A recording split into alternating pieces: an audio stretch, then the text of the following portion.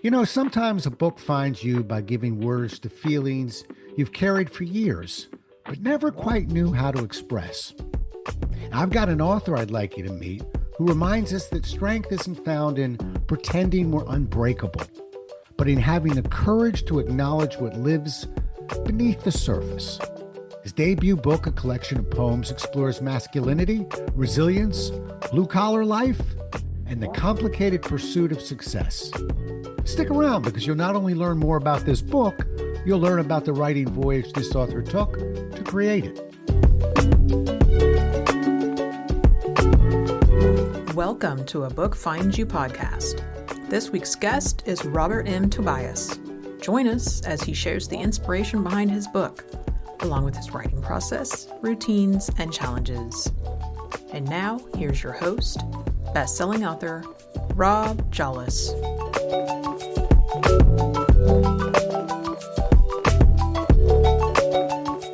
Today's guest, Robert M. Tobias, is an 82-year-old debut poet with a traditionally published collection titled What Lives in Me.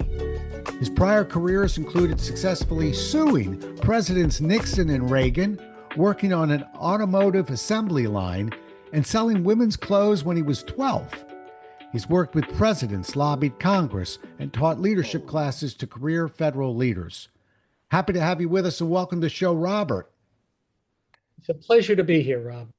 You bet. That's some bio you got there. That's for another show, but I would love to hear a little bit more about that. Maybe we could tack that in on the end. So everybody who's listening, don't leave us. We might just revisit that. But I want to talk about the book, and I want to talk about when you put together poems like this, and I think I know the answer, but I still want you to say it. How did it find you? And again, we don't find it, it finds us. What turned the page made you want to write this? Well, first, I've had several careers. I've never written poetry. I've never read poetry. And as I'm driving in my car and I was listening to Fresh Air. And at the time, Terry Gross was piecing together 20 years of interviewing a poet laureate by the name of Donald Hall. And he had recently died. And I was very interested, particularly at the end, when he read some poems about the death of his wife. He was 20 years younger. And he said, we had many, many discussions about death, but it was my death, not hers. And I was always worried that she never really felt how much I loved her, but I knew I'd made it with her because I cared for her for the last 18 months of her life as she died. And then he read some of these poems about grief and despair and missing her and how he felt. And I thought to myself, wouldn't it be nice if I could write a poem that would have the emotional impact that poem had on me? And about a month later, when I was on a whitewater rafting trip with my kids and grandkids, I wrote my first poem. And I didn't write many poems, but then I started writing and I went to a workshop. The workshop guy said, "Hey, these poems are pretty good." And I said to him, "Thank you very much, but I really I can't tell anybody that I'm a poet." So I said, here's what I want you to do. I want you to go home and I want you to write, "I'm not good enough to be a poet." Like you're in the third grade or something. "I'm not good enough to be a poet." And he said, "I want you to write until your arm aches, your fingers ache, and then I want you to keep writing." And I did. And then I wept because I started to feel the pain of not feeling good enough. Something that I knew about, that I'd managed over the years, but never really felt. So that opened the door to me start writing poems about my relationship with my dad, which is really the foundation of what lives in me. Right. Well, that connected with me as well, Robert, because I was raised by a Marine myself. And I know that within your book, you discuss one of the things you write about is the mantra, which I heard plenty: men don't cry. Well, men don't cry. Right. And so when I looked at that in your book, I connected with you immediately. Not that I met your dad, but I got to understand him in a hurry. It's powerful. What's interesting to me is that it came out in poems as opposed to a story. Was there a moment? What made you go to the poem side as opposed to the kind of biography side, or maybe even creating a fictional book loosely resembling uh, that story? So the first poem that I wrote about my dad was a poem about do dreams come true?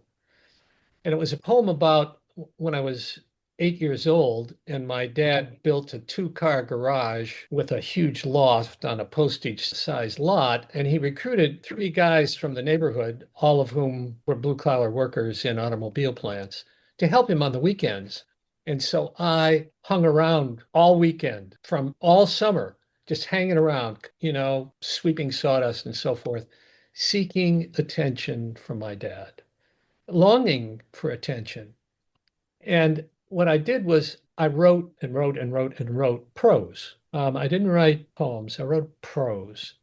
And so my first attempt was to shave, page after page of prose into a poem because I thought a poem properly shaped would have more impact than the prose I'd written.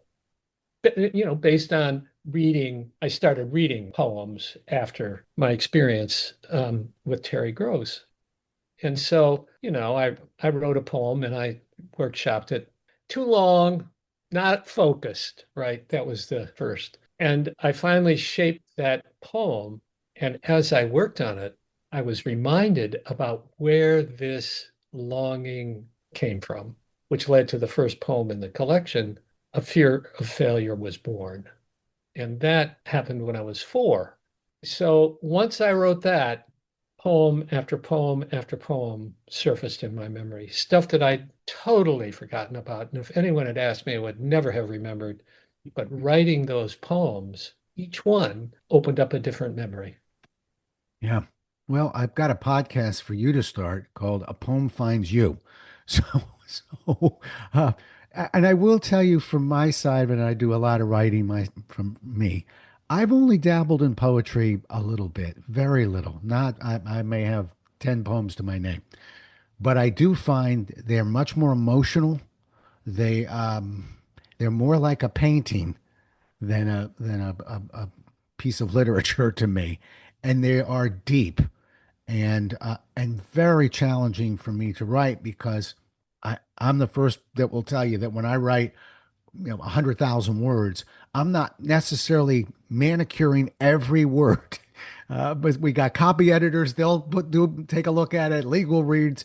But when you write a poem, it really is every punctuation, every letter, every line, every word. So my hat's off to you. That must have been some journey. When readers read the final poem in your book, what do you hope that they'll walk away with? The arc of the book is the first one, Fear of Failure is Born, that occurred when I was 4. And really, it's the whole march until the end of the poem is that I reveal this secret that I've been carrying all my life to people who never would have suspected that I had this fear of failure. I've feared that if I let them know. And so I never talked about it. I just managed it. But the last poem is about that reveal to the world. Hmm. You know, I think back on my relationship with my father and just a tough guy, good, great guy, tough guy. But he taught me a very strong level of discipline. And as a tougher guy and military will put those two together, you've got something there. But I always I'm grateful for it, and sometimes I refer to myself as almost OCD-ish. My discipline is I will finish that, I will accomplish that, I will do this because I had somebody barking behind me. But in a sense, it's almost like learning to ride a horse. I learned how to control that emotion and use it and make some value out of it. Do you see it the same way? Do you think that, 4 is a young age, Robert? I don't know if I remember anything but maybe a marble or two at 4. You're you're dealing with something incredibly heavy at 4 years old.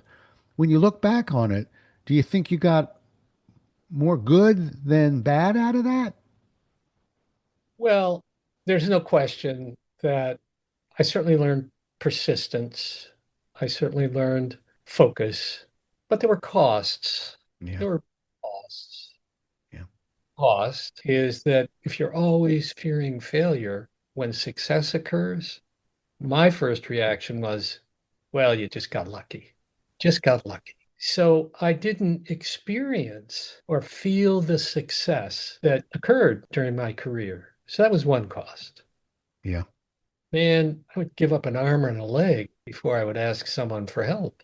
When I taught at American University, I would ask my students, I would say, you're all leaders, and these were leaders, 35 to 45. I would say, how many of you have ever asked someone you lead for help? No one ever said that. They would say, do this or please do this, but never, I need your help.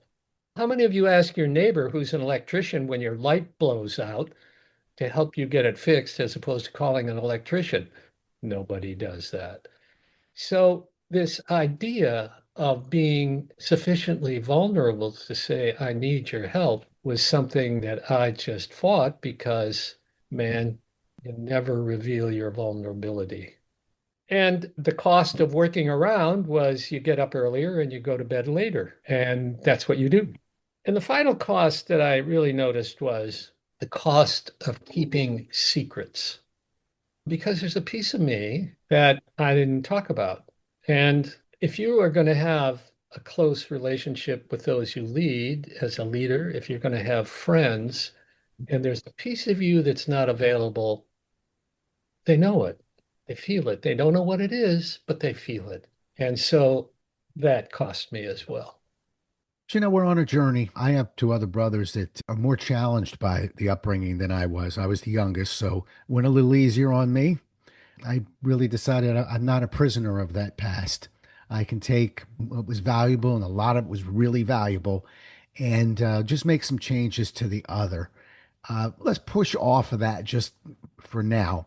I get the first poem, but I think that first poem probably almost wrote itself. It really was the the first domino that you pushed over to get this moving. When you're starting to move through the rest of the poems, how do you know when one's worth pursuing and one really isn't going to get you where you need to go? Well, what happened for me, Rob, is I did not have a book in mind. I had nothing in mind except to write. And so I just wrote whatever came to mind. Whatever came to mind, I wrote and workshopped and put away. And I didn't really pay attention to what I'd put away. And then I thought, well, maybe I have a chapbook, a short book. And I looked, and instead of having 30 poems for a chapbook, I had 90 poems. And then when I started looking at them, I realized that this arc was there. Now there were some holes, but basically the arc was there.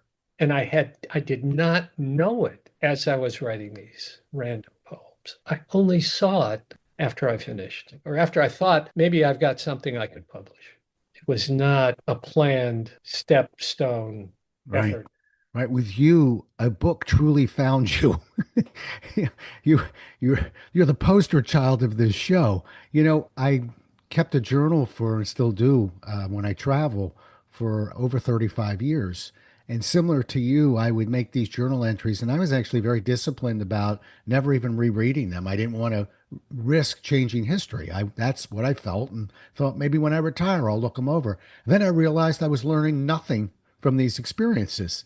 And for every 10 journal entries, 9 of them weren't all that great, but the 10th one had a message to it and taught me something. And I actually began to bind them together. We don't talk about my books, so I'm not even giving you titles, but I actually created a book from that and had no idea that was going to be a book.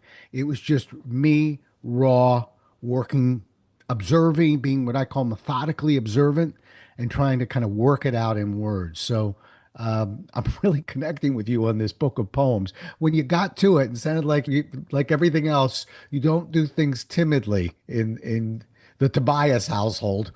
When you said, "All right, I'm writing now," did you create any kind of daily writing routine, or was there a process to it?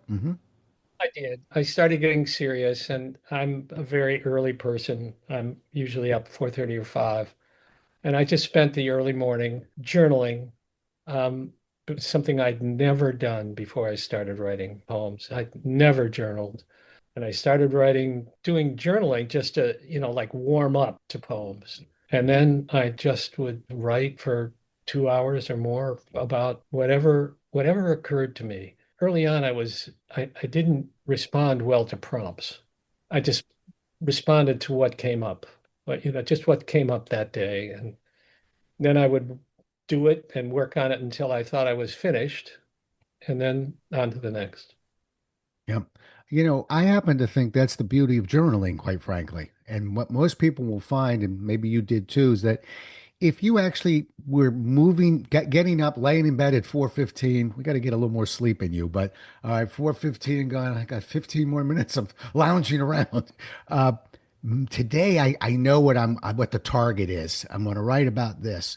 When I journal with that, my writing is stiff and it's not very good. When I put the hands on the keyboard and just say, what am I feeling? Let's just go with whatever. Ooh, it's valuable to me. I see you nodding your head. You connect with that? Yeah, I don't use the keyboard. I still write by hand. Ooh, I found is that writing by hand, I don't get ahead of myself, and I'm able to think as I write. Every poem was first handwritten. okay. Well, we, we, I'd like to debate that, but we'll wait for some panel interview and you and I will go at it right in front of an audience. I think I'm going to win that battle, but I also have to be respectful of the fact that we all have our own way. And if you want to write in a cave and it works for you, that's the way you're supposed to write. So I find it's just easier to move things around, shuffle thoughts around, hold this, shift that, do that, rather than be tied to that pad. But I mentored a guy in prison one time, a wonderful man who wrote a terrific book and actually made a movie about it. And his first draft was 1,600 pages in a yellow legal pads, just piles of them. I get a draft, Hmm. put it on the machine for the reason you just suggested, to move it around. Right. Okay. All right. Let's talk about the publishing journey of yours. It's traditionally published. Did I read? Line press. Okay. Well, seeing as you came out of left field on this, a lot of people hustling to try and find a publisher. Was it a network connection? How were you able to find that publisher? 26 rejections, man. Is that all? I had one book was over 2 years, and believe it or not, Simon and Schuster grabbed it, and I almost lost the deal, Robert, because I had made one. I'm telling this story for others to never make this mistake. I had a draft date on the manuscript. So when they looked at it, the only question they had, and there I am in New York, sitting down, and I'm at the 1 yard line, and my knees are knocking, and they said, just one question. Your draft date is 2 years ago. And I went, well, I've been sort of fiddling with it. I just did a Ralph Cramden hamada, hamada, hamada, hamada, and we got through that. But I thought, ooh, I have to be very careful to not out the fact that sometimes the publishing journey takes a while.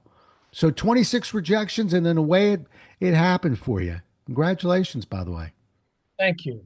And, the 27th, which was the acceptance, I left on my computer for 10 days because I didn't want to face another rejection. That's great. Do you blog? No, No. well, Yeah. I've been posting, I don't know, for a couple of months now. And what I've been doing is posting on Substack. I have a Substack account, and I've been applying the poems basically to issues around leadership. So, for example, I have a poem when I was working on the assembly line where I was going on a ramp up to a railroad car, and the car fell and stuck between the railroad car and the ramp. And I'm 40 feet looking down Mm. at the oh, I'm terrified. And so the guy, the white shirt on the platform says, "Hey, you're lucky you're not dead." I mean, that was his solace. Right. And so a crane came by with a magnet, picked the car up, took it over and put it down. And by that time, there were, I don't know, four or five deep white shirted foremen. And the plant foreman was there shouting, "Fire him, get him out of here," a la Trump, "Fire him, get him out of here." And so I'm a summer employee and I need the money to go to school. I'm afraid I'm going to get ushered out of the plant. And UAW steward comes up and says to the foreman, "Hey, I told you that those flanges from the railroad car were bouncing up and moving out. I told you they were unsafe." He saved me. And so I used that poem for a couple of reasons. One, what were the assumptions of the plant foreman about me? It was all guilt. He immediately saw me as a summer temporary college boy driving too fast to crash the car. So I use it to talk about assumptions, but I also use it in a separate post, to talk about what kind of a culture did this guy create, where the first response for someone in duress is, "You're lucky to be alive." Leadership culture starts at the top. This guy was creating a culture that was very anti any empathy toward those who worked in the plant. So that's what I've been doing. Wow. It's an interesting story. And that's in a poem? No, no, that's in a short comment. I Short post comment. Thursdays on my Okay. Substack. All right. I wasn't sure if that one was called the Schmuck at the Railroad Track or whatever. Oh, there is a poem story, Blue Suit, the Blue Shirt. Got it. We'll look for that one. And you've got a Substack. Congratulations. That is, I'm more of a LinkedIn guy. I'm a business author. Um, but I've dabbled with a lot of mystery around Substack. How long have you, give us 30 seconds about your Substack. And by the way, how do people find you on Substack? Just your name? rmtobias.substack.com. rmtobias at substack.com. Okay. And what's that? rmtobias.substack.com. Substack.com. Got it. Thanks for the correction. Okay. How long have you been on Substack? Oh, 3 months. Okay. And you starting to pick up some followers? Yeah, Good. yeah, yeah. And I post on Facebook and on LinkedIn as well. Hmm. Well, you're in the game. Did you get some help from the publisher on that? Do you have somebody that's guiding you? No, he says no. Okay. All right. Well, last question for you, and I'll stop poking around here. Uh, so many people, and I ask a lot of times, did you ever give up a poem or whatever? Because so many people give up the dream of writing a book. You didn't, and this is your first one, and it just came out. What advice would you give somebody else who's at that 1 yard line thinking about it, but really, like has ideas, but really not doesn't know this book writing world very well? What would you tell them? Well, I had a wonderful experience right after I started writing. I showed my poems to a friend. She said, "These are really interesting. These are really good. Would you like to be in my poetry group?" And I said, "Of course." I'd never been in a poetry group. I had no idea what I was agreeing to. And there are 12 people in this group. 10 Yep. of them published a book. I mean, these were real poets. Right. And so I come into this group and they treated me, Rob, like a firstborn child. They gave me feedback consistent with what I could hear given my experience level. And as I got better, they gave me more sophisticated experience. And at the end of every time we were together, somebody would say, "Hey, Robert, just keep writing. Just keep writing. That's what you need to do. Just keep writing." And so that encouragement, plus the discipline, I had to have a new poem every 2 weeks. Just keep writing. Just keep writing. Yeah. Yeah. That's a terrific story. And it really, there's a moral to that. And one of the morals that I pull out of that is I think our instinct is wrong when we write. Our instinct a lot of times is to hide away, to avoid feedback, to fear feedback. And I really think, and I'm not the only one who believes this, that when we're working on something, we should literally, and I know what that word means, put a button on that says, ask me about my book, uh, to engage, because you'd be surprised what you can discuss standing in the Safeway line, ready to check out. When somebody says, well, tell me about your book of poems, sir. And if nothing else, you learn how to explain that book of poems quicker and easier and faster. So that when you're on a podcast or an interview, you start economizing your words. You need ring work. You need to talk about it. So rather than hide, you did the opposite. And it looks like it was an incredibly important moment for you as a writer. Incredibly important. Yeah, because these people were generous with their time and specific with their comments and never were impatient. And, I was either going to get better or not, but they were going to be there on the sidelines saying, keep at it, man, keep at it. Yeah. That's interesting. I've found that in the podcast community as well. I've been podcasting for 6 years. I got about 700 shows under my belt, and I wouldn't be anywhere if it weren't for incredibly generous mentors who said, who didn't go, you're just thinking about it? Well, come back to us when you're grown up. They said, come here. Um, Come on, we'll help you. And there are meetups and different groups like that, Facebook groups. So they're out there, folks. Keep an eye on them. Well, it's been delightful. How do people get a hold of you? Let's do the Substack again, and maybe if you want to leave an email address. Um, Substack is rmtobias.substack.com. And my email address is rtobias1@verizon.net. Well, I congratulate you, first of all, on the publishing journey. That's not an easy journey. You went from 0 to 60 in a hurry, sir. And I think it probably has a lot to do with the discipline that you probably approach having a smoothie with. You look like that kind of guy, but I'm sort of that kind of guy. And every now and then it gets in our way. My hand's in the air. But sometimes it's really valuable for us. So, and it seems to have worked with you. So I congratulate you on your book. I wish you nothing but success. Folks, let's look up that book. The name of the book again is? Lives in Me. What Lives in Me. It's just come out. It's on Amazon. Go grab a copy. Can we get an ebook on that one yet? No. I'm saying yet because we need to get an ebook on that. All right. I think if it's on Amazon, they've just got to flick a lever. It's about that easy. Once they do, you'll bring in some more readers. So we keep an eye on that. Okay. Well, terrific meeting you. Thank you so much for being on the show. Always nice to talk to another Robert, and wish you nothing but success on that book. Thank you very much. Well, folks, we'll do it again as well as we can next time. Until then, stay safe. Thank you so much for listening. If you enjoyed today's guest author, we'd love you to rate, review, and share this episode with others.